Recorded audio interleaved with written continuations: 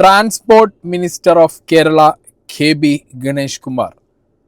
ഗണേഷ് കുമാറിൻ്റെ പ്ലക്കിനെ കുറിച്ച് പറഞ്ഞു തുടങ്ങുന്നതിന് മുമ്പ് ഞാനിവിടെ ഒരു ഫോട്ടോ കൊടുക്കുന്നുണ്ട്.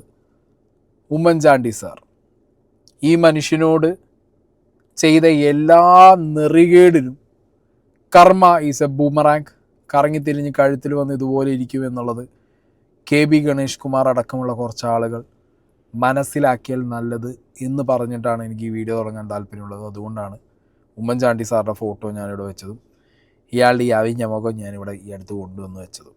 ഓക്കെ, അപ്പോൾ കേരളത്തിൻ്റെ ട്രാൻസ്പോർട്ട് മിനിസ്റ്റർ KB ഗണേഷ് കുമാറിനെ പ്ലക്കുന്ന ടൈമിൽ പൊക്കി ഗുരുതര ആരോപണവുമായി ഭാര്യ ബിന്ദു മേനോൻ നിഷേധിച്ച് മന്ത്രി നിഷേധിക്കും. മന്ത്രിക്കിത് എന്താ പറയുക, പ്രീവിയസ് എക്സ്പീരിയൻസ് ഒരുപാട് ഉള്ളതുകൊണ്ട് നിഷേധിക്കാനും അതിൻ്റെ പോയിൻറ്റ്സ് പറയാനൊക്കെ വളരെ ഈസി ആയിരിക്കുമല്ലോ.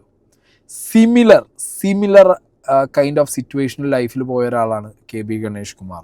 2013 ഫോറസ്റ്റ് മിനിസ്റ്റർ ആയിട്ടിരിക്കുന്ന സമയത്ത് അന്നത്തെ ഭാര്യ യാമിനി തങ്കച്ചി സെയിം ഇന്ന് എന്താണോ ഇവിടെ ഭാര്യ ബിന്ദു മേനോൻ മീഡിയാസിനോട് പറഞ്ഞ് സെയിം പ്ലക്ക് കഥ അന്നും പറഞ്ഞു. അവർ ഡിവോഴ്സിനും ഇട്ടു, ബന്ധവും വേർപിരിഞ്ഞു, അവരവരെ വഴിക്ക് പോയി. അതിനുശേഷം ഒരു പുസ്തകവും എഴുതി. അവരങ്ങനെ ഇയാളുടെ എല്ലാം വിളിച്ചു പറഞ്ഞാൽ പോയെ. അതൊക്കെ മലയാളികളുടെ മുന്നിലുള്ളതാണ്.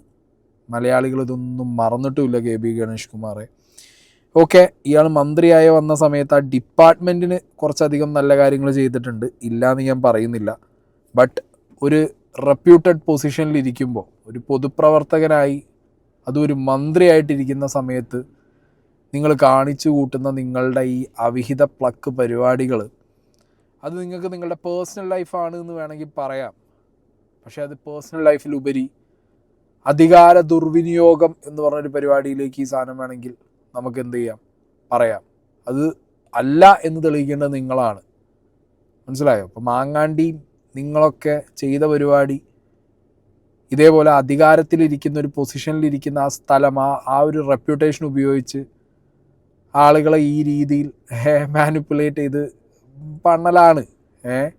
രണ്ടും ഒരു കോയിൻ്റെ അങ്ങോട്ടും ഇങ്ങോട്ടുള്ള വശങ്ങളാണ്. രണ്ടും ഒരു കോയിൻ്റെ രണ്ട് സൈഡായിട്ട് തന്നെ നമുക്ക് കാണാൻ പറ്റും. എന്താണെങ്കിലും ഡീറ്റെയിൽ ആയിട്ട് കാര്യങ്ങൾ നമുക്ക് നോക്കണം. അതിനു വേണ്ടിയിട്ട് ഞാനിവിടെ യദു കൃഷ്ണൻ ഇന്നലെ പോസ്റ്റ് ചെയ്ത അയാളുടെ FB പോസ്റ്റിൽ നിന്നാണ് കാര്യങ്ങൾ പുറം ലോകം അറിഞ്ഞു തുടങ്ങിയത് എന്നുള്ളത് നിങ്ങളെ അറിയിക്കുകയാണ്. എവിടെ നിന്നോ കിട്ടിയ ഒരു സ്ക്രീൻഷോട്ടിൻ്റെ പേരിൽ ഒരു MLAക്കെതിരെ വാർത്ത നൽകിയ മാധ്യമങ്ങളും കേസെടുത്ത പോലീസും ഇതൊന്നും കണ്ടതായി ഭാവിക്കുന്നില്ലല്ലോ എന്നാണ് യദുകൃഷ്ണൻ ചോദിക്കുന്നത്. അതായത് രാഹുൽ മാങ്കൂട്ടത്തിൻ്റെ റെഫറൻസ് വെച്ചിട്ടാണ് സംസാരം.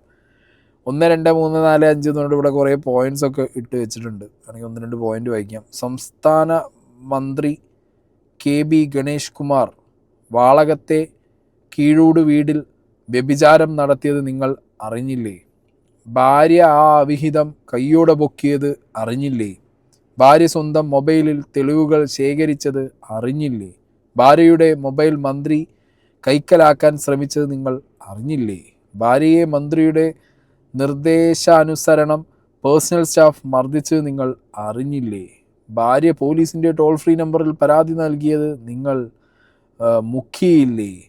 കീഴൂട് വീട്ടിലെത്തിയ പോലീസ് മന്ത്രി ഭാര്യ അവിഹിതത്തിൻ്റെ തെളിവുകൾ നൽകിയത് നിങ്ങൾ അറിഞ്ഞില്ലേ? മന്ത്രി ഭാര്യയ്ക്ക് പരിക്കേറ്റതും പോലീസ് ഒരു നടപടിയും സ്വീകരിക്കാഞ്ഞതെന്തേ എന്നൊക്കെ ചോദിച്ചിട്ട് ഇങ്ങനെ ഒരു 112 കോൾ വിളിച്ചതിൻ്റെ കാര്യങ്ങളൊക്കെ പറഞ്ഞൊരു പോസ്റ്റ് ഇട്ടിട്ടുണ്ടായിരുന്നു. അപ്പോഴും ഇതിൻ്റെ കാര്യത്തിൽ വലിയൊരു കൺഫർമേഷൻ ഇല്ല. വൈ? ബിക്കോസ് ഇതിൽ ആരാണോ പരാതി കൊടുക്കണ്ടേ, ഭാര്യ ബിന്ദു മേനോൻ എവിടെയും പരാതി കൊടുത്തതായിട്ടില്ല. അവരെവിടെയും ഇത് പുറത്ത് വന്ന് പറഞ്ഞതായിട്ടില്ല. അങ്ങനെ വുമൻസ് ഡേയുടെ തലേ ദിവസം പത്തനാപുരം കൊട്ടാരക്കര ഭാഗത്ത് ഇതിങ്ങനെ പാടി നടന്നു. പല യൂത്ത് കോൺഗ്രസ് പ്രവർത്തകരും പിന്നെ കുറച്ച് ചാനലുകളിലൊക്കെ വന്നടേ ഈ പ്രോ UDF ചായവുള്ള ചാനലുകളിലൊക്കെ അത് വന്നു പോയിട്ടുണ്ടായിരുന്നു. എന്താണെങ്കിലും ഇന്ന് രാവിലെ KB ഗണേഷ് കുമാർ പത്രമാധ്യമങ്ങളെ കണ്ടിട്ട് ഞാൻ സ്വയം ഒരു കാസിനോവയാണ്, 10,000-2,000 ഞാൻ പ്രേമിച്ച് നടക്കുന്നുണ്ടാവും, സ്നേഹം വാരി കൊടുക്കലാണ് എൻ്റെ പരിപാടി, പിന്നെ 112 വിളിക്കുന്നതൊക്കെ ഭ്രാന്തുള്ളവരായിരിക്കും എന്ന് പറഞ്ഞപ്പോൾ ഭാര്യയായ ബിന്ദു മേനോൻ ചാനലുകൾക്ക് ബൈറ്റ് കൊടുക്കാൻ തുടങ്ങി. അവിടെ മുതൽ ഗണേഷ് കുമാറിൻ്റെ കുൽസിത പ്ലക്ക് കഥകൾ ലോകമറിഞ്ഞു. അപ്പോൾ ഗണേഷ് കുമാറിനെ കുറിച്ച് ഭാര്യ ബിന്ദു ഏഷ്യാനെറ്റ് ന്യൂസിനോട് പറഞ്ഞത് നമുക്ക് കുറച്ച് കാര്യങ്ങളുണ്ട്, കേൾക്കാം. ഇപ്പം മന്ത്രിയുടെ ഒരു ഇന്റർവ്യൂ കണ്ടതിന്റെ ഭാഗമായിട്ടാണ് ഞാൻ ഇപ്പൊ സംസാരിക്കുന്നത്. എനിക്ക് വളരെ ഞാൻ 2014 മാരേജ് കഴിഞ്ഞ് കുറെ വർഷങ്ങളായിട്ട് എനിക്ക് പ്രശ്നങ്ങളൊക്കെ തന്നെയാണ്. ഞാൻ 2019 ഒരു വലിയ പ്രശ്നം ഉണ്ടായപ്പോഴും ലേഖ ചേച്ചിയെ കോൺടാക്ട് ചെയ്തിരുന്നു. എന്റെ കസിൻ ബ്രദർ, അതായത് എന്റെ പപ്പയുടെ സിസ്റ്ററുടെ മോനാണ് ശ്രീലേഖയുടെ ഹസ്ബൻഡ്. അതെ. അപ്പോൾ ഞാൻ 2019 കോൺടാക്ട് ചെയ്തിരുന്നു. അന്ന് ഇതുപോലൊരു കോംപ്രമൈസിനായിട്ട് ഞങ്ങൾ സംസാരിക്കുകയെല്ലാം ചെയ്തിരുന്നു. അത് കഴിഞ്ഞിട്ട് ഞങ്ങൾ ഒരുമിച്ച് താമസിക്കുന്നു. പല പ്രശ്നങ്ങളും ഉണ്ടായിട്ടുണ്ട് ഞങ്ങൾ തമ്മിൽ. ഇതെല്ലാം എല്ലാവർക്കും അറിയുന്ന വിഷയങ്ങളാണ്. എന്തുകൊണ്ടാണ് ഗണേഷ് കുമാറായിട്ട് പ്രശ്നം ഉണ്ടായിരുന്നത് എന്ന് എല്ലാവർക്കും ലോകം മുഴുവൻ അറിയുന്ന കാര്യങ്ങളാണ്. പക്ഷേ ഈ കഴിഞ്ഞ എസ്പെഷ്യലി മന്ത്രിയായി കഴിഞ്ഞിട്ട് എനിക്ക് വളരെ വളരെ പ്രശ്നങ്ങളാണ്. അതായത് മന്ത്രിയുടെ കൂടെയുള്ള ഫ്രണ്ട്സ് ആയാലും മന്ത്രിയുടെ സ്റ്റാഫ് ആയാലും എല്ലാം എനിക്കെതിരാണ്. ഗണേഷ് കുമാറിൻ്റെ കാര്യത്തിൽ ഇങ്ങനൊരു കേസ് വരുമ്പോൾ ഞാൻ നേരത്തെ പറഞ്ഞ പോലെ ഇതിനകത്ത് ഞെട്ടലൊന്നും വരാനില്ല. കേരളത്തിലെ ഇപ്പോഴുള്ള പൊളിറ്റീഷ്യൻസിനിടയിൽ ഇതുപോലുള്ള ഒരു സ്ത്രീ റിലേറ്റഡ് ആരോപണം വരാൻ ഏറ്റവും കൂടുതൽ ചാൻസ് ഉള്ള ഒരു വ്യക്തി ഇയാൾ തന്നെയാണ്. ബിക്കോസ് ലോട്ട്സ് ഓഫ് ഹിയർസേസ് ഉണ്ട് ഇയാളുടെ പേരിൽ. ഓക്കെ, ഇയാൾ റിലേറ്റഡ് ആയിട്ട് ഒരുപാട് ഹിയർസേസ് സിനിമേനകത്താണെന്നുണ്ടെങ്കിലും രാഷ്ട്രീയപരമായിട്ടൊക്കെ ഇങ്ങനെ കടന്ന് സർഫസ് ചെയ്യുന്നുണ്ട്. അതുകൊണ്ട് തന്നെ ഇയാളെക്കുറിച്ച് വരുമ്പോൾ ഞെട്ടലില്ല. പക്ഷെ ഞാൻ ആകെ ഞെട്ടിപ്പോയത് എന്താ വെച്ചെങ്കിൽ ഇവരുടെ ഈ വൈഫ് ബിന്ദു പല സാഹചര്യങ്ങളിൽ പല വീഡിയോകളിലായിട്ട് ഈ വ്യക്തിയെ ഗ്ലോറിഫൈ ചെയ്ത് സംസാരിച്ചിട്ടുണ്ട്. ഇയാളുടെ കൂടെ ഭയങ്കരമായിട്ടൊരു ഭാര്യ എന്നുള്ള രീതിക്ക് ഇയാൾക്ക് ഭയങ്കര സ്ട്രോങ് സപ്പോർട്ടായിട്ട് നിന്നിട്ടുണ്ട്. എവിടെയും ഒരു എന്താ പറയുക, ഒരു വേറൊരു മുഖം അല്ലെങ്കിൽ ഒരു ഉൾവലിയൽ അങ്ങനത്തെ കാര്യങ്ങളൊന്നും കാണിച്ചതായിട്ട് എവിടെയും പ്രത്യക്ഷത്തിൽ ഞാൻ എവിടെയും കണ്ടിട്ടില്ല. അപ്പം എന്താണെങ്കിലും ഞാൻ അതൊന്ന് വിചാരിച്ചു പോയി. ചേട്ടാ, കുറേ വീഡിയോസിനകത്ത് ഇവർ വളരെ ഹാപ്പി ആയിട്ടൊക്കെ കണ്ടല്ലോ ഇയാളുടെ കൂടെ. അപ്പോൾ ഇത്രയും അനുഭവിക്കുന്നുണ്ട്. ഇതുപോലെ അവിഹിതം കൊണ്ടു നടക്കുന്ന ഒരുത്തൻ്റെ ഒപ്പം ആ വിഹിതം പിടിച്ചതിന് ശേഷവും ദേഹോപദ്രവങ്ങൾ സഹിച്ചതിനു ശേഷവും ജീവിക്കുന്ന ഒരു ലേഡി ആവുമ്പോൾ അവരങ്ങനെ കട്ടയ്ക്ക് കൂടെ നിൽക്കാൻ ചാൻസ് ഇല്ലല്ലോ എന്നൊക്കെ ഞാനൊന്ന് പ്രതീക്ഷിച്ചു. ലൈക്ക് അങ്ങനെയാണല്ലോ നമ്മളങ്ങനെ വിചാരിക്കും. ഇനിയിപ്പോൾ ഇതെങ്ങാനും ഇതെന്താ പരിപാടി എന്നറിയില്ലല്ലോ. അപ്പോൾ അത് കണ്ടപ്പോൾ ഞാൻ ആകെ എന്ന് തോന്നിയെങ്കിലും ഇവർ പറയുന്ന കാര്യങ്ങളുടെ ഗ്രാവിറ്റി മനസ്സിലാക്കിയപ്പോൾ ഇയാൾക്കൊരു മാറ്റമില്ലടേ. അന്ന് എന്താണോ യാമിനി തങ്കച്ചി ഡിവോഴ്സിൻ്റെ സമയത്ത് പത്രമാധ്യമങ്ങളെ കണ്ട് പറഞ്ഞ കാര്യങ്ങൾ, similar pattern, similar modus. Rahul Mankoottam വിഷയത്തിലുള്ള അയാൾ എങ്ങനെയാണോ ഒരു സിമിലർ മോഡസ് ഈ സ്ത്രീ വിഷയത്തിൽ കൊണ്ടു നടന്നത്, കൈൻഡ് ഓഫ് സിമിലർ മോഡസ് തന്നെയാണ് ഇയാളും വർഷങ്ങളായിട്ട് പിന്തുടരുന്നത് എന്നുള്ളത് ഇപ്പം മനസ്സിലായി. പവറിന്റെയും പൊസിഷന്റെയും കൂടെയല്ലേ ആൾക്കാർ നിൽക്കുള്ളൂ. ഈ മെനഞ്ഞാം ദിവസം ഈ വാളകത്ത് കഴിഞ്ഞ ദിവസം, ഇന്നലെ ശനിയാഴ്ചയാണെന്ന് തോന്നുന്നു, ശനിയാഴ്ച ശരിക്കും ഞാനിപ്പോ 2 മാസമായിട്ട് ഇതേപോലെ ഇലക്ഷന്റെ സമയത്താണ് ഞാൻ അവിടെ പഞ്ചായത്ത് ഇലക്ഷന്റെ സമയത്താണ് ഞാൻ ഇടയിൽ വന്നത്. അതിന് മുന്നേയും പ്രശ്നമായിരുന്നു. പല സ്ത്രീകളുടെയും പ്രശ്നം വെച്ച് ഞാൻ വഴക്കൂടും. അപ്പൊ എന്റെ ഫ്രണ്ട്സിനെ ഞാൻ ആരോട് സംസാരിക്കും, അവരുടെ സ്റ്റാഫിന്റെ ഫോൺ ട്രാക്ക് ചെയ്യും. ഞാൻ ആരെടുത്താ വിളിച്ചാൽ നോക്കി അവരുമായിട്ട് എന്നെ കണക്ട് ചെയ്ത് ഞാൻ അവരുമായിട്ട് ബന്ധമാണെന്ന് പറഞ്ഞ് അങ്ങനെയാണ് എന്നെ കൺട്രോൾ ചെയ്ത് നിർത്തുന്നത്. അപ്പൊ അവിടെ എല്ലാം പറയും ഞാൻ അമേരിക്കയിലേക്ക് ആരുടെ കൂടെ പോയി, ദുബായിലേക്ക് പോയി, അങ്ങനെയൊക്കെ പറഞ്ഞ് എന്നെ നിർത്തും. സോ അതുകൊണ്ട് ഞാൻ കഴിഞ്ഞ 2 മാസമായിട്ട് എന്റെ ഫോൺ ബ്ലോക്ക് ചെയ്തിരിക്കുകയാണ്. അവരുടെ സ്റ്റാഫ് എന്നോട് സംസാരിക്കരുത് എന്നൊക്കെ പറഞ്ഞ് ഇൻസ്ട്രക്ഷൻ കൊടുത്തിരിക്കുകയാണ്. അപ്പൊ വാളകത്തെല്ലാം ഇതെല്ലാം നടക്കുന്നുണ്ടെന്ന് ഞാൻ അറിഞ്ഞതുകൊണ്ട് ഞാൻ പല സ്ത്രീകളെയും വിളിച്ച് ഞാൻ കുറെ ഫയർ ചെയ്യലും ഒക്കെ നടന്നിട്ടുണ്ട്. പക്ഷെ ഒന്നും ശരിയാവുന്നില്ല. അപ്പൊ സംശയ രോഗമാണെന്ന് പറഞ്ഞ് എല്ലാവരുടെ പറയുന്നു, എന്റെ വീട്ടുകാരെ വിളിച്ച് പറയുന്നു. അപ്പൊ I just wanted A closure. ഞാൻ വിചാരിച്ചു ഞാൻ എന്തായാലും എനിക്കൊരു ക്ലോഷർ വേണം, പക്ഷെ എനിക്കിത് കണ്ടുപിടിക്കണം എന്ന് പറഞ്ഞു തന്നെയാണ് ഞാൻ ആരോടും പറയാതെ അവിടെ പോയി. ഞാൻ വാതിൽ തുറന്നു. ശാന്തൻ എന്ന് പറയുന്ന ഡ്രൈവറായിരുന്നു. ഞാൻ ഉള്ളിലേക്ക് ചാടി ഓടി കയറി ബെഡ്റൂമിൽ പോയി കണ്ടത് എനിക്ക് വട്ടാണോ. ഞാൻ അവിടെ കണ്ടു കഴിഞ്ഞ് അവിടെ ശാന്തൻ ഓടി വന്ന് എന്നെ തടയാനും ഞാൻ ഫോട്ടോ എടുക്കാൻ നോക്കിയപ്പോ എനിക്ക് ഐ കനോട്ട് എക്സ്പ്ലെയിൻ ഞാൻ എന്ത് കണ്ടു. അത്ര മോശത്തിനെക്കാട്ടും പറഞ്ഞാൽ അറിയാത്ത എന്റെ I have all the pictures. Video അല്ല, ഫോട്ടോസ് എല്ലാം ഉണ്ട് എന്റെ കയ്യില്. ഞാൻ പോലീസിനെ അല്ല, എനിക്ക് ഐ ലോസ് കൺട്രോൾ. പക്ഷെ I did not use a bad word, I did not physically assault anyone. മന്ത്രിയെയോ മന്ത്രിയുടെ കൂടെ ഉണ്ടായിരുന്ന ആളെയോ ഒന്നും ഞാൻ ചെയ്തില്ല. പക്ഷെ ഞാൻ ഫോട്ടോ എടുക്കാൻ ശ്രമിച്ചു. ബിക്കോസ് മന്ത്രി അത് പിന്നെയും പറയും എനിക്ക് പ്രാന്താണ്, എനിക്ക് സംശയമാണെന്ന് ഞാൻ തിരിച്ചു വന്നു കഴിഞ്ഞാൽ. സ്വന്തം ഭാര്യയ്ക്ക് മാനസിക രോഗമാണ്, അവർക്ക് വേറെ വഴിവിട്ട ബന്ധങ്ങളുണ്ട് എന്നൊക്കെയുള്ള രീതിയിൽ അവരെ ഭീഷണിപ്പെടുത്തിയും അവരെ പ്രൊവോക്ക് ചെയ്തുമാണ് ഈ ചങ്ങായി കൊണ്ട് നടന്നതെന്നുള്ളത് ഇതിന്ന് വളരെ വ്യക്തമാണ്. പിന്നെ ഈ ലേഡിയുടെ കയ്യിൽ ഇതിൻ്റെ തെളിവുകളുണ്ട് എന്ന് പറയുമ്പോൾ ഇയാളുടെ ഈ അവിഹിതം ഇവർ പൊക്കിയ ഈ ഒരു പെർട്ടിക്കുലർ സിറ്റുവേഷൻ പറയുമ്പോൾ എനിക്ക് ബാക്ക് ടു 2013 യാമിനി തങ്കച്ചി പറഞ്ഞ കാര്യങ്ങളിലേക്ക് നിങ്ങളെ കൊണ്ടുപോകാനാണ് എനിക്ക് തോന്നുന്നത്. ഞാൻ യാമിനി തങ്കച്ചിയുടെ ക്ലിപ്പ് ഞാനിവിടെ ഒന്ന് പ്ലേ ചെയ്യാം. ഓക്കെ, നിങ്ങളൊന്ന് കേൾക്ക്. അന്ന് അവർ പറഞ്ഞതും ഇവർ പറഞ്ഞതും തമ്മിലുള്ള സിമിലാരിറ്റി നിങ്ങൾക്കപ്പോൾ മനസ്സിലാവും. 16 വർഷമായിട്ട് ഈ ഫിസിക്കൽ അബ്യൂസ് നടക്കുകയാണ്. എല്ലാ പ്രാവശ്യവും നടക്കുന്നത് എന്തെങ്കിലും ഒരു റിലേഷൻഷിപ്പ്, ഇതേപോലത്തെ ഒരു റിലേഷൻ, വേറെ സ്ത്രീകളുമായിട്ടുള്ള റിലേഷൻഷിപ്പിനെ പറ്റി ചോദിക്കുമ്പോഴാണ് ഈ പീഡനം നടക്കുന്നത്. അത് എല്ലാവർക്കും അറിയാം. ആ വീട്ടില് അന്നും എന്നെ ഹോസ്പിറ്റലിൽ കൊണ്ടുപോയത് ടി ബാലകൃഷ്ണനും ബിന്ദു ബാലകൃഷ്ണനുമാണ്. അന്ന് 22-ാം തീയതി അപ്പോയിന്റ്മെന്റ് കൊടുത്തിട്ടാണ് ആ സ്ത്രീയുടെ ഹസ്ബൻഡ് ഇവിടെ വന്നത്. 6 മണിക്ക് അപ്പോയിന്റ്മെന്റ് കൊടുത്തിരിക്കുകയായിരുന്നു. എന്നിട്ടാണ് ഇവിടെ വീട്ടിൽ വന്നത്. വീട്ടിൽ വന്ന് എന്റെ അടുത്ത് കുറച്ചു നേരം സംസാരിച്ചു. ഞാൻ അന്തം വിട്ടുപോയി അയാൾ പറയണ കാര്യങ്ങൾ കേട്ടിട്ട്. അത് കഴിഞ്ഞ് അയാള് അകത്ത് ഓഫീസ് റൂമിനകത്ത് എന്തോന്നോ സംസാരിക്കാൻ വേണ്ടി പോയി. കാര്യങ്ങളൊക്കെ സംസാരിച്ചു. ഈ കാര്യങ്ങളെല്ലാം പച്ചയ്ക്ക് എല്ലാം ഓപ്പൺ ആയിട്ട് പറഞ്ഞു. എങ്ങനെയാണ് അവിടെ പോയത്, കാറിൽ പോയത്, എങ്ങനെയാണ് അവരെ പിക്കപ്പ് ചെയ്തത്, എവിടെയാണ് കൊണ്ടുപോയത്, എന്താ നടന്നത്, എല്ലാം പറഞ്ഞു. ഇതെല്ലാം പറഞ്ഞപ്പോഴത്തേക്ക് നേരെ എന്റെ ഹസ്ബൻഡ് നേരെ മിനിസ്റ്റർ എന്ന് പറയുന്ന ആള് അയാളുടെ കാലിലോട്ട് വീണ് മാപ്പ് ക്ഷമിക്കണം, തെറ്റുപറ്റിപ്പോയി. അയാൾ പോയി കഴിഞ്ഞ് ഞാനകത്ത് ഓഫീസ് റൂമിൽ കയറി. എന്താ ഈ നടക്കുന്നതെന്ന് ചോദിച്ചപ്പോഴത്തേക്ക് ഇതിന്റെ മുഴുവൻ ദേഷ്യം എന്റെ പുറത്തിറക്കി. പിന്നെ എനിക്ക് അറിഞ്ഞൂടെ എന്നെ കഥവ് കുറ്റിയിട്ടു ഓഫീസ് റൂമില്. എന്നിട്ട് അതിനകത്ത് അങ്ങ് അടിച്ചാവിട്ട് എന്റെ തല എവിടെയോ പേടിച്ച് ഇവിടെ മുഴുവൻ മുഴച്ചിരുന്നു. എന്റെ ഡിസ്ലൊക്കെ കയ്യിലുണ്ട്. എന്റെ ഫ്രണ്ട്, എന്റെ കുട്ടന്റെ ക്ലാസ്മേറ്റിന്റെ അമ്മ.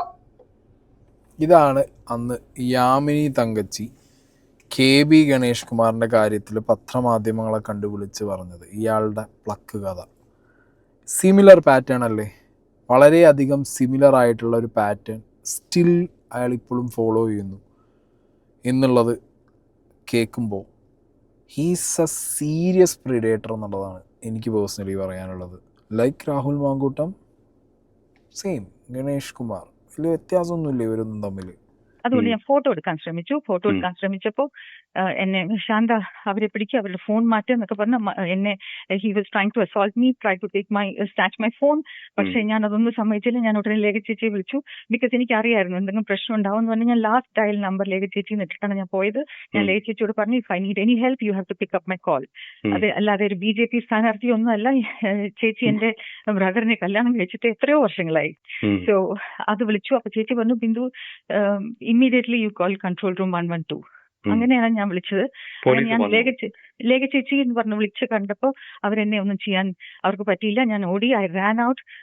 പോലീസ് വന്നു കഴിഞ്ഞ് പുറത്തേക്ക് വരാൻ നേരത്ത് പ്രദീപ് എന്ന് പറഞ്ഞാല് എന്റെ വാതിൽ തുറക്കാൻ സമ്മതിച്ചില്ല. വാതില് എന്റെ കൈ പിടിച്ച് വാതിൽ അടയ്ക്കാനൊക്കെ നോക്കി. ഞാൻ ഹെൽപ്പ് എന്നൊക്കെ പറഞ്ഞ് നിലവിളിച്ചു. അത് കഴിഞ്ഞ് പോലീസ് വരുന്നതിന് മുന്നേ തന്നെ ഗണേഷ് കുമാർ ഈ സ്ത്രീയായിട്ട്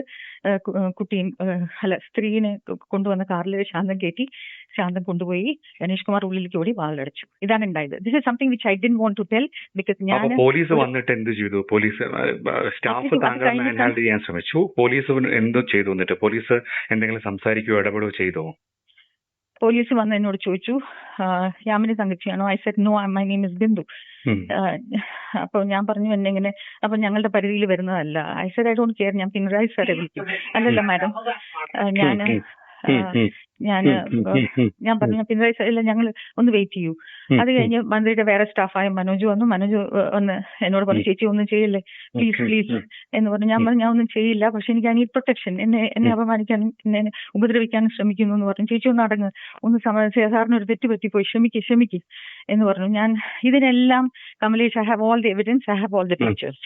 അത് കഴിഞ്ഞിട്ട് എന്റെ കാലില് മനോജ് വീഴാണ്. മന്ത്രി പോയി ഉള്ളിൽ പോയി വാലടിച്ചു. അത് കഴിഞ്ഞ് ഞാൻ പറഞ്ഞു എന്റെ ഡോക്യുമെന്റ്സ് എങ്കിലും എനിക്ക് അറ്റ്ലീസ്റ്റ് എടുക്കണം. പോലീസ് അപ്പം മനോജ് പറഞ്ഞു മിനിസ്റ്ററുടെ വീട്ടിലേക്ക് പോലീസ് കയറാൻ പറ്റില്ല. ചേച്ചി ഇന്ന് നമ്മുടെ വീടല്ലേ ചേച്ചി, ചേച്ചി എന്തിനാ പ്രശ്നം ഉണ്ടാക്കുന്നത്, ചേച്ചി വാ. അപ്പൊ പോലീസ് എന്നോട് പറഞ്ഞു എന്നാ മാഡം ഉള്ളിലേക്ക് പോ. ഞാൻ പറഞ്ഞു എനിക്ക് പേടിയാണ്, എന്നെ ഉപദ്രവിച്ചാണ് ഒരു പ്രാവശ്യം. ഇല്ല ഒന്നുമില്ല, ഞങ്ങൾ ഇവിടെ ഉണ്ടെന്ന്. അതെ, വിളിക്കാൻ പറ്റിയ ആളാ പിണറായി വിജയൻ. വിളിച്ചാൽ വെളിപ്പുറത്താണല്ലോ, അങ്ങനത്തെ ദൈവമാണല്ലോ പിണറായി വിജയൻ. പിണറായി വിജയൻ വിളിച്ചിട്ട് എന്ത് കാര്യം? പിണറായിയുടെ പോലീസ്, പിണറായിയുടെ മന്ത്രി, സ്ത്രീ സുരക്ഷ എന്ന് KSRTC ബസ്സിൻ്റെ ബാക്കിലൊക്കെ എഴുതി വെക്കാൻ പറ്റും പ്രമോഷനായിട്ട്. അല്ലാതെ എന്ത് സ്ത്രീ സുരക്ഷ? സംസ്ഥാനത്തെ ഗതാഗത വകുപ്പ് മന്ത്രിയുടെ ഭാര്യയ്ക്ക് തന്നെ ഗതാഗത വകുപ്പ് മന്ത്രിയുടെ physical abuse, verbal abuse, pluck മുന്നിൽ കാണുക, എന്നിട്ട് അതവർ ഡോക്യുമെൻ്റ് ചെയ്യുക. എന്ത് അപരാധ കഥയുടെ ഈ ജനങ്ങൾ വോട്ട് കൊടുത്ത് ജയിപ്പിച്ച് വിട്ട ജനങ്ങളെ മുന്നിൽ നിങ്ങൾ ഈ കാണിച്ചു കൂട്ടുന്നത് എന്താ? ഇതാ ഞാൻ പറഞ്ഞേ, ദിസ് ഈസ് എ കർമ്മ ബൂമറാങ്. അതാണ് സാധനം. ഉമ്മൻചാണ്ടി എന്ന് പറഞ്ഞ മനുഷ്യനെ ആ കത്തിൽ 4 പേജ് എഴുതിക്കൂട്ടി ആ കേസിലേക്ക് വലിച്ചിട്ട് ഈ രീതിയിൽ ആ മനുഷ്യനെ ആ വയസ്സാം കാലത്തും ഇട്ട് ഗതികെടുത്തിയപ്പോൾ ലൈഫിൽ ഇങ്ങനെ ഒരു കർമ്മ തിരിച്ചു വന്ന് കൊത്തുന്നുള്ളതിനെ കുറിച്ചിട്ടൊന്നും KB ഗണേഷ് കുമാർ ആലോചിച്ചിട്ടുണ്ടാവില്ല. ഇതിന് കൂട്ടുനിന്നവരും ആലോചിച്ചിട്ടുണ്ടാവില്ല.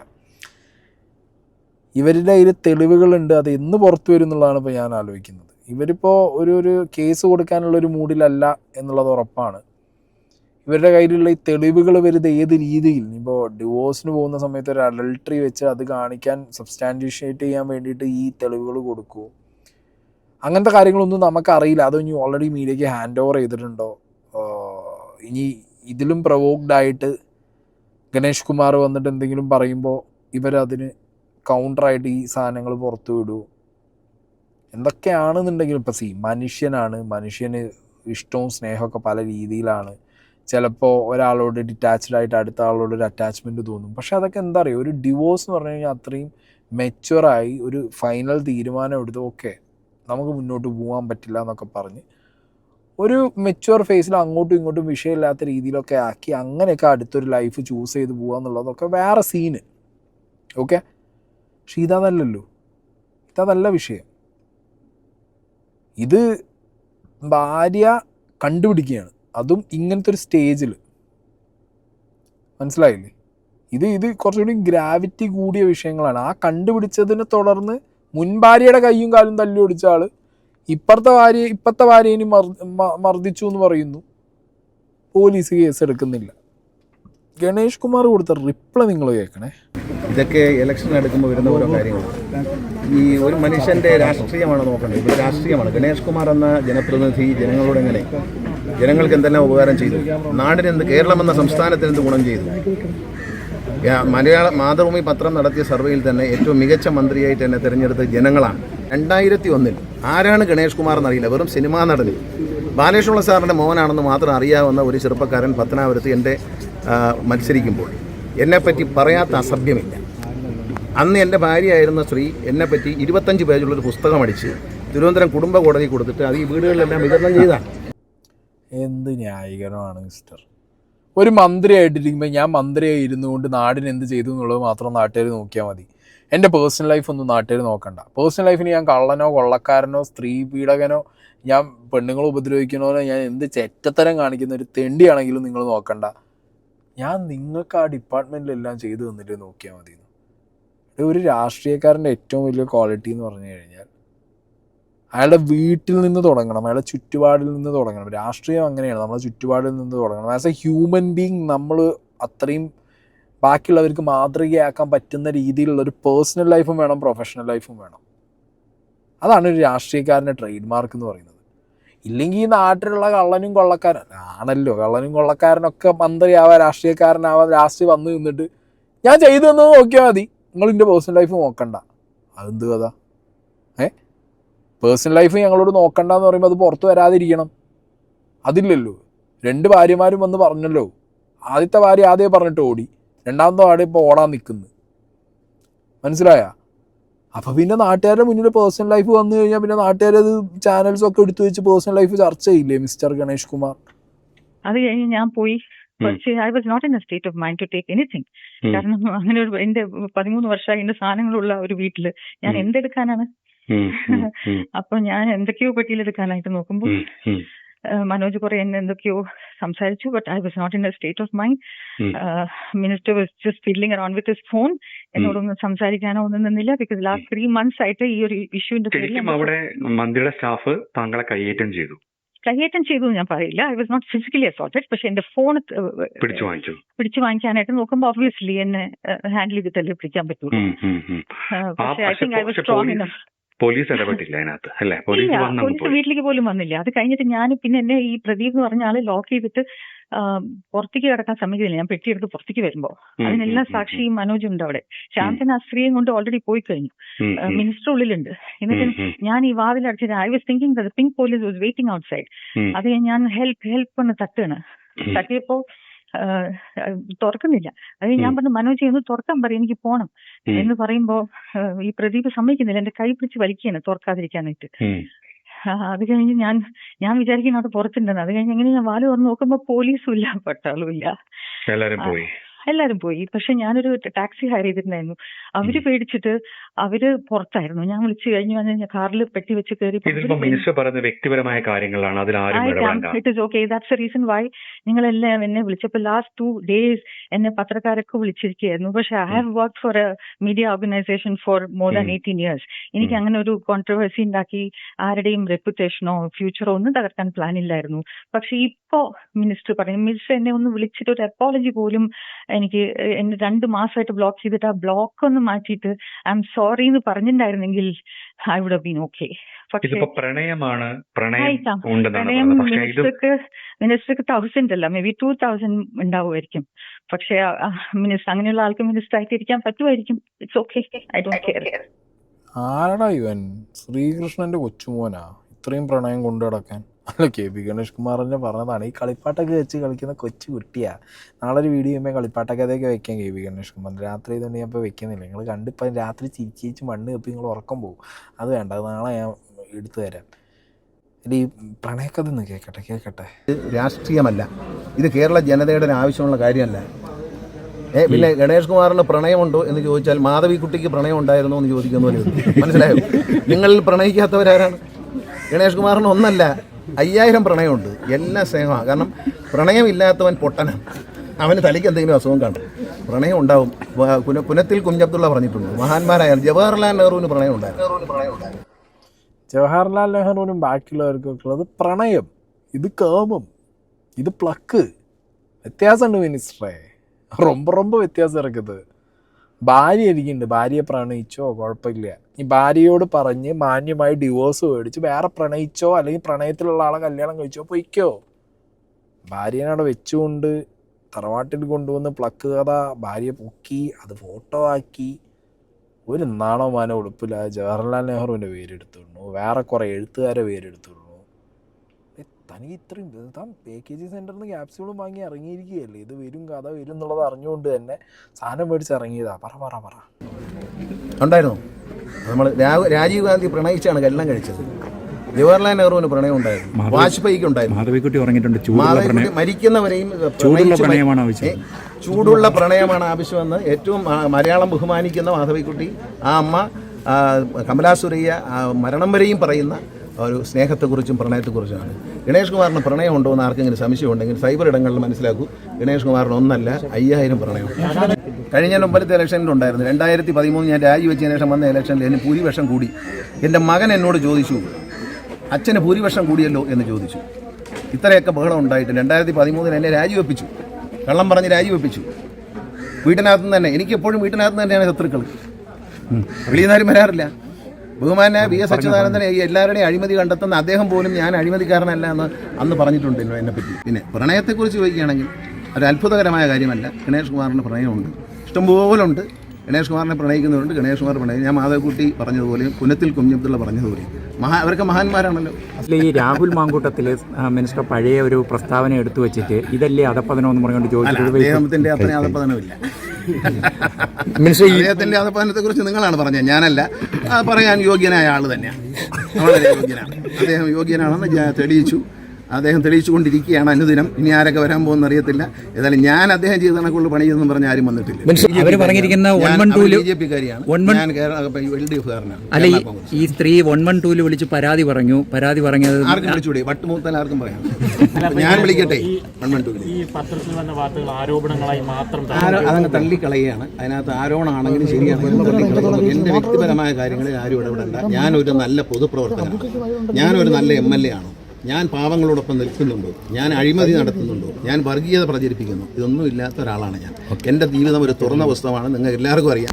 നിങ്ങൾ എന്നോട് ചോദിച്ചാൽ പ്രണയങ്ങളെക്കുറിച്ച് വിശദമായിട്ട് പിന്നെ പറഞ്ഞു. അതേ തുറന്ന പുസ്തകം ഭാര്യ ഒന്ന് മറച്ചു നോക്കിയപ്പോഴാണ് ആ പ്ലക്ക് കണ്ട് ഞെട്ടി. ഓഹ്, അല്ല വേറെ കാര്യമുണ്ട്. ഇതിലിപ്പോൾ ഏറ്റവും ആപ്റ്റായിട്ടുള്ള അർഹനായിട്ടുള്ള ഒരു വ്യക്തി, അർഹത ഉള്ള ഒരു വ്യക്തി ഗണേഷിനെ കുറിച്ച് സംസാരിക്കാൻ കേരളത്തിൽ ഇന്ന് ജീവിച്ചിരിക്കുന്നതിൽ ഒരാളേ ഉള്ളൂ, അത് രാഹുൽ മാങ്കൂട്ടമാണ്. അയാളെ വായം തന്നെ വന്നല്ലേ അത്. കൊള്ളാൻ എന്താണെന്നുണ്ടെങ്കിലും ഈ ഒരു നാണവും മാനവും ഇവർക്കൊന്നും ഇല്ലേന്ന് ഞാൻ ആലോചിച്ച് പോകുന്നത്. ഒരു പൊതുപ്രവർത്തകൻ എന്ന് പറഞ്ഞ് നിൽക്കുന്ന സമയത്ത് അവരുടെ പേഴ്സണൽ ലൈഫ് ഞാൻ ഇപ്പോൾ വിജയുടെയും തൃഷയുടെയും കേസ് വന്നപ്പോൾ ഞാൻ ഒരു കാര്യം പറഞ്ഞിട്ടുണ്ടായിരുന്നു. Vijay and Trisha, if they want to leave they will leave. Okay, വിജയ്ക്ക് തൃഷ ഇപ്പോഴുള്ള ഭാര്യ കൊണ്ടുപോയി കേസ് കൊടുക്കുന്നു, തൃഷയായിട്ടുള്ള കേസ് പുറത്തു വരുന്നു. അത് ആ ലൈനിൽ അങ്ങനെ അങ്ങോട്ട് പോവുകയാണെന്നുണ്ടെങ്കിൽ അയാളുടെ പേഴ്സണൽ ചോയ്സ് എന്നുള്ള രീതിയിൽ അങ്ങോട്ട് നാട്ടുകാർ ഇത് ആക്സെപ്റ്റ് ചെയ്ത് ചിലപ്പോൾ അങ്ങോട്ട് വിടും. ഈ രാഹുൽ മാങ്കൂട്ടത്തിൻ്റെ കേസോ ഗണേഷ് കുമാറിൻ്റെ കേസോ ഇതിലൊന്നും ഒതുങ്ങുന്നതല്ല. മനസ്സിലായോ? ഇത് അതുക്കും മുകളിൽ ഈ പറഞ്ഞ അധികാരം ദുർവിനിയോഗം ചെയ്ത് ഇതുപോലുള്ള ബന്ധങ്ങൾ സ്ഥാപിച്ച് ആ ബന്ധങ്ങൾ കയ്യോടെ പൊക്കുന്ന സമയത്ത് അതിൽ കടന്ന് ഉരുണ്ട് അതിലപ്പുറത്തൊരാളെ സഫർ ചെയ്യാൻ വിട്ട് അവർ സഫർ ചെയ്ത് കരഞ്ഞ് നിലവിളിച്ച് പൊതുസമൂഹത്തിൻ്റെ മുന്നിൽ വന്ന് അടി കിട്ടിയ കഥയും ഇയാൾ ഫിസിക്കലി വെർബലി അബ്യൂസ് ചെയ്ത കഥയൊക്കെ വിളിച്ച് പറയുമ്പോൾ ഇതൊരു ഡിഫറെൻറ്റ് സോണിലേക്ക് പോകുന്നൊരു ഐറ്റമായിട്ട് മാറുകയാണ്. ഇങ്ങനെയുള്ള ആളുകൾ നമ്മളെ രാഷ്ട്രീയത്തിൽ എന്നുള്ളതൊക്കെ കാണുമ്പോഴും കേൾക്കുമ്പോഴൊക്കെ ഉണ്ടല്ലോ, രാഷ്ട്രീയത്തിനോടെ ഒരു പുച്ഛം തോന്നുന്നത്. നല്ലവരായ രാഷ്ട്രീയക്കാർ ഒരുപാടുണ്ട്, ബട്ട് സ്റ്റിൽ എല്ലാവരും ഒരു സംശയത്തിൻ്റെ മുകളിലോ അല്ലെങ്കിൽ ഒരു ഇതാണ് ഇതൊക്കെ. അങ്ങനത്തെ രീതിയിൽ ജനങ്ങൾ തോന്നിപ്പോകുന്നില്ലേ? സീരിയസ്ലി ഗൈസ്, ഇവ രാജിവെക്കോ ഇല്ലേ എന്നൊക്കെ കണ്ടറിയാം. all the pictures, I have all the evidences എല്ലാം ഞാൻ CM സാറുടെ മോളെ വിളിച്ചിട്ട് ഞാൻ ഇൻഫോം ചെയ്തിരുന്നു. I have all the evidences and I don't plan to വിളിച്ചിട്ട് ഇൻഫോം ചെയ്തിരുന്നു. ഞാൻ പറഞ്ഞിരുന്നു എൻ്റെ എല്ലാ എവിഡൻസും ഉണ്ട് and my plan is not to do anything, not to do any harm to the government. പറഞ്ഞിരുന്നു. ഞാൻ എനിക്ക് മിനിസ്റ്ററെയോ ഗവൺമെന്റിനെയോ ഡിസ്ട്രോയ് ചെയ്യാനായിട്ട് ഐ ഹാവ് നോ ഇന്റൻഷൻ എന്ന് ഞാൻ പറഞ്ഞു. മുഖ്യമന്ത്രിയുടെ മകളാണല്ലോ കോടതി, മുഖ്യമന്ത്രിയെ വിളിച്ചാൽ തന്നെ എടുക്കുകയോ ഇല്ല എന്നുള്ളതിനെക്കുറിച്ച് വലിയ ഐഡിയ ഇല്ല. അപ്പോഴാണ് ഇനി മുഖ്യമന്ത്രീൻ്റെ മകളോട് പറഞ്ഞു കഴിഞ്ഞ് കൊള്ളാം. എന്താണെങ്കിലും മുഖ്യമന്ത്രീൻ്റെ മകൾ, മുഖ്യമന്ത്രി എല്ലാവരും കൂടി ഇതിലൊരു തീർപ്പുണ്ടാക്കുമോ എന്നുള്ളതൊക്കെ നമുക്ക് ഒരു ദിവസങ്ങൾ കണ്ടറിയാം. ഇയാളുടെ തന്നെ പേഴ്സണൽ സ്റ്റാഫ് പെട്ടിരുന്ന ഒരാൾ ഉമ്മൻചാണ്ടിയോട് സോളാർ കേസിൽ പരാതിയിൽ 4 പേജ് കൂട്ടിച്ചേർത്ത് ഉമ്മൻചാണ്ടിയെ ചതിച്ചൊരു കഥയൊക്കെ ഈ അടുത്ത കാലങ്ങളിൽ പുറത്തു വന്നിട്ടുണ്ടായിരുന്നു. ആ വ്യക്തി പുറത്തു വന്ന് പറഞ്ഞിട്ടുണ്ടായിരുന്നു. അതിന്ന് തന്നെ ഇവൻ ഏതാ മുതൽ ഏത് രീതിയിലാണ് ഉമ്മൻചാണ്ടി എന്ന് പറഞ്ഞുള്ള ആ ഒരു എന്താ പറയുക മനുഷ്യനെ ഉപദ്രവിച്ചത് എന്നുണ്ടെങ്കിൽ അതിനുള്ളൊരു കർമ്മ കിട്ടാതെ പോകില്ലല്ലോ. അതിനുള്ള കർമ്മ വരും, മനസ്സിലായോ? അതനുഭവിക്കാതെ ഒന്നും പെട്ടെന്നൊന്നും എന്തെയില്ല, അങ്ങോട്ട് എസ്കേപ്പ് പോകാൻ പറ്റില്ല എന്നുള്ളത് പറഞ്ഞ് തൽക്കാലം ഈ പ്ലക്ക് കഥ രാത്രി ഞാനിവിടെ നിർത്തുകയാണ്. ഒരു സംസ്ഥാനത്തെ ട്രാൻസ്പോർട്ട് മിനിസ്റ്ററിൻ്റെ കുൽസിത കഥയൊക്കെ ഇരുന്ന് ഡിസ്കസ് ചെയ്യേണ്ട അവസ്ഥയാണ് ഇപ്പോൾ ഇവിടുത്തെ ചാനലുകൾക്കും സോഷ്യൽ മീഡിയയ്ക്കൊക്കെ. അത് ഒരു ഉളുപ്പുമില്ലാതെ വന്ന് ഒരു ഉളുപ്പില്ലാതെ ഒരുത്തം അയാൾ തന്നെ അത് എൻ്റെ പ്രണയം 4000 5000 നാളെ ഒരു അമ്പലം ഉണ്ടാക്കിയിട്ട് കൃഷ്ണൻ്റെ അപ്പുറത്ത് വെച്ച് പൂജിക്കവനെ. കൃഷ്ണനാണല്ലോ ഇത്രയും പ്രണയവും 16,008 കെട്ടൊക്കെ ഉണ്ടായിരുന്നത്. അതുപോലെ ഗണേഷ് കുമാറിന് ഒരു അമ്പലം ഉണ്ടാക്കി വെച്ച് ഇത്രയും പ്രണയത്തിന് വേണ്ടി ത്യാഗം ചെയ്യുന്ന അല്ലെങ്കിൽ പ്രണയിച്ച് നടക്കുന്ന ഒരു കാസിനോവയാണ് എന്നൊക്കെ പറഞ്ഞിട്ട് അങ്ങനെ പാർട്ടിക്കാർ നാളെ കൊണ്ട് കിടക്ക് കമ്മികൾ. രാഹുൽ മാങ്കൂട്ടം കേസ് വന്ന് ഭയങ്കര തിളപ്പായിരുന്നല്ലോ, തിളയ്ക്കുന്നില്ലേ ചോര ഞരമ്പുകളിൽ. അതോ പരിപ്പൊടിയും കട്ടൻ ചായയായിട്ട് സൈഡായോ എല്ലാവരും കൂടി സൈബർ കമ്മികൾ? കമൻറ്റ് ബോക്സ് ഓപ്പണാണ്, ഓണാണ്, വരണം ഞാൻ പ്രതീക്ഷിക്കുന്നു.